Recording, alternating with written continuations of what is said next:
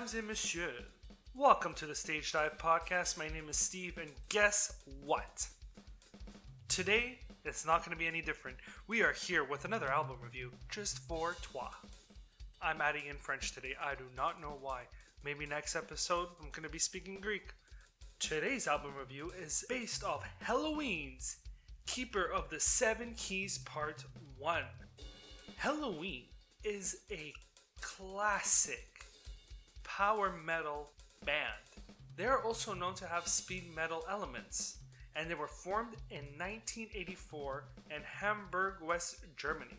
Keeper of the Seven Keys Part 1 is their second studio album, which was released on May 23rd, 1987 through Noise label. Why am I reviewing this record? Yeah, it's because it's 33 years old. I find it important to review older records because they are the foundation of the heavy metal music we listen to today, and Helloween is a great example. Let's hop into the personnel of this particular record.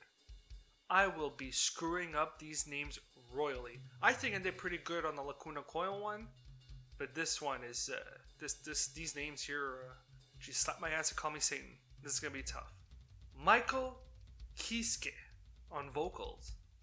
Kay Hansen on guitar and backing vocals. Michael Wietkath on guitar and backing vocals. Marcus Grosskopf on bass and backing vocals. Ingo Schwichtenberg on drums. Hey, I did not so bad. Alright, the album art. It contains a faceless individual dressed in a red or pink or mauve or a blend of colored cloak. I might be colorblind, who knows. It's funny because I actually used to work a lot with paints and when I was a student. Meaning like I used to work in a paint hardware store. He is located in a temple with a background that contains a blend of different realms, representing what might be a utopian land. An orb that contains the seven keys are floating in his left hand while the right seems like it's ready to cast a spell. There are several demonic creatures lurking in the background of the temple. Seems like they want those keys, but here's a question. Who's the keeper?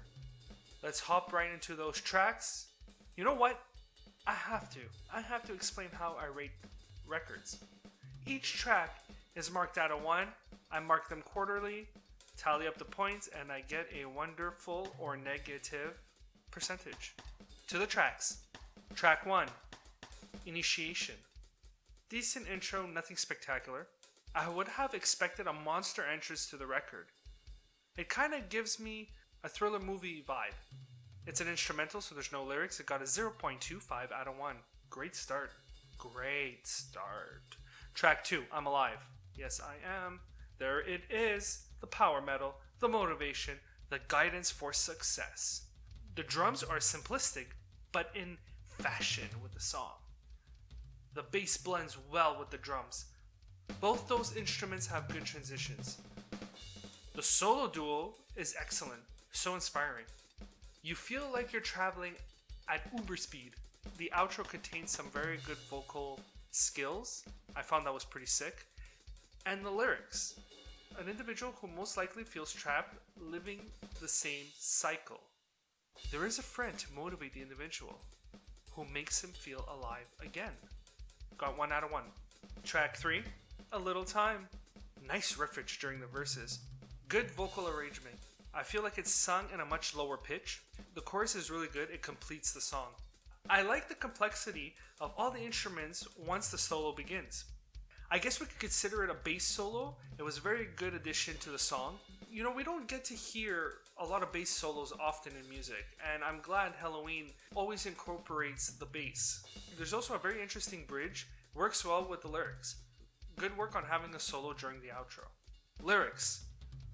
Pushing and challenging yourself to reach the level you want to be at. Got 1 out of 1. Track 4, Twilight of the Gods. It has a nice marching chug from the guitars in the verses. It's a power metal staple, it's perfect. I like the high notes during the chorus as well. It reminds me of a magical battlefield full of spells, that type of shit. backing vocals are extremely fun to sing to. The solos, baby, they're fucking captivating. Drums and bass are doing well with the fills as per usual. Honestly, the guitar work so far is very influential. Newer bands should learn from their techniques. Lyrics: Norse mythology. It's the great battle of Ragnarok. 1 out of 1. Track number 5. A Tale That Wasn't Right. This one's a ballad. Light solo as an introduction. You feel emotion in Michael's voice while he sings this ballad. Great bass work. Very clear, and it flows well with other instruments. The chorus is captivating. Drums are not overpowering in this ballad. It fits the style of the song perfectly. The second verse is slightly different with minor additions, but that's what makes the song even better. The solo section towards the mid-end of the song is mesmerizing. It has a nice faded outro, perfect way to end this type of song. By far one of the top tracks on this record. Lyrics: the individual was deceived from a friend or a significant other and has to end the relation, but decides to keep in touch since their rapport was strong. Or, just throwing it out there, similar story, but one person's dead and, they're just grieving. Got 1 out of 1. I'm sure you already guessed that. Track numero 6. Track 6. Future World. Adventure-oriented sound. I like how Michael's vocals works in waves from highs to lows. Open chords and mini chugs on guitars. Classic drum beat. Not highly complex.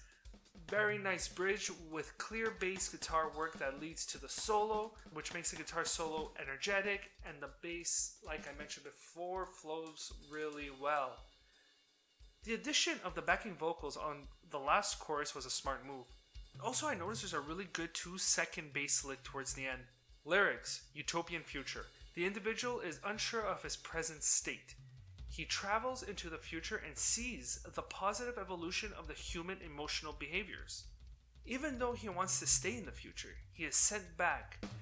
And why is he sent back? Maybe it's for him to create this utopian society.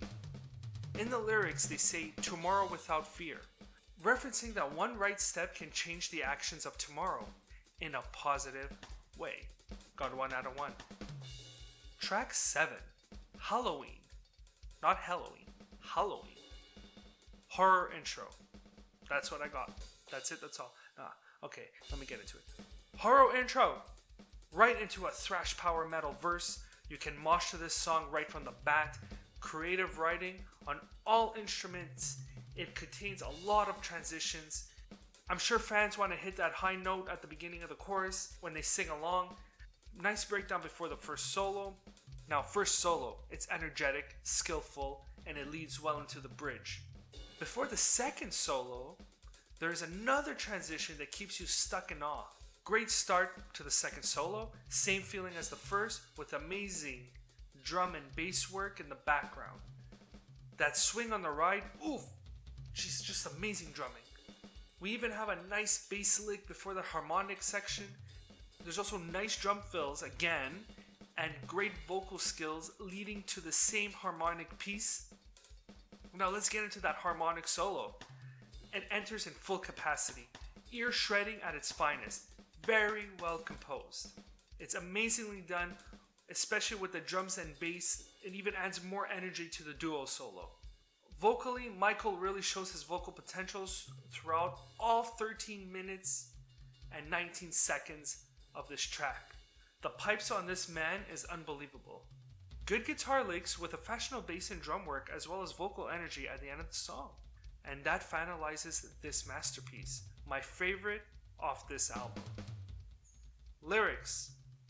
The lyrics begin with what seems to be an individual that is planning to go to a Halloween party, but there's something waiting in the dark. Throughout the lyrics, I'm getting a feeling that there is a small town lore that happens on Halloween night. Better call Sam and Dean from Supernatural. Later in the lyrics, it seems like Helloween has caught the individual. I'm naming him Helloween. I'm assuming that's his name. Or Pumpkinhead. That person that's been caught has to make a choice. Redeem or be enslaved. What did that person choose to do? I'm going to say that they left this on a cliffhanger. Or did they? seemed like that individual had a very interesting Helloween. Obviously, this track got a 1 out of 1. And now, down to the final and 8th track. The song is called Follow the Sign. Nice ambient sound with a good solo. Right into the lyrics. Well, look at that. I guess he did become the keeper of the 7 keys. Amazing twist at the end. Perfect little 2-minute outro to end the album. Loved it. 1 out of 1. I tallied up the points, ladies and gentlemen. 7.25 out of 8, which equals a 91%. It is definitely a 91%. This is a masterpiece. This album deserves to be worshipped. They have energetic solos, crazy transitions, and the vocal capacity that made this album a gem. Helloween always writes banger ballads. Amazing. I've seen Helloween live about 3 times. I got into them much later in their career. Fucking really late. I found them online and listened to some of their singles. I was intrigued. When I got into them, I found out that they were releasing a new record known as Straight Out of Hell. And once that record was released, I saw them for the first time at Club Soda on September 25th, 2013.